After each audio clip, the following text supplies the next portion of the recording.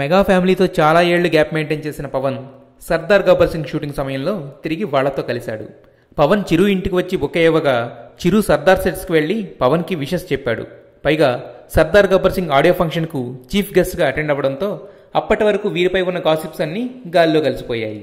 అయితే రీసెంట్గా రామ్ చరణ్ షేర్ చేసిన ఒక పిక్ మెగా బ్రదర్స్ మధ్య ఉన్న ఫ్యామిలీ బాండింగ్ని చాటుతుంది. పవన్కు ఆయన మూడో భార్యగా అందరూ చెప్పుకుంటున్న అన్నా లెజనేవాలకు ఒక కూతురు ఉంది.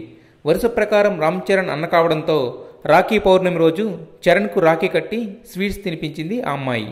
మామూలుగా ఇది ఎవరో చెప్తే లైట్ తీసుకోవచ్చు. స్వయంగా రామ్ చరణ్ ఈ పిక్ పోస్ట్ చేయడంతో కన్ఫర్మేషన్ అయింది. మెగా ఫ్యామిలీ ఫంక్షన్స్కి పవన్ దూరంగా ఉన్న అన్నా లెజనేవా మాత్రం కంపల్సరీ అటెండ్ అవుతుంది, అందరితో కలిసిపోతుంది. పవర్ స్టార్ పవన్ కళ్యాణ్ డాలీ దర్శకత్వంలో నటిస్తున్న సినిమాకి కడప కింగ్ అనే టైటిల్ ఫిక్స్ అయిందని ప్రచారం జరుగుతుంది. అయితే ఇప్పుడు ఆ సినిమా కథ లీక్ అయింది. ఆ కథ ఏంటంటే పవన్ యంగ్స్టర్గా ఉన్నప్పుడే ఓ అమ్మాయిని లవ్ చేస్తాడట.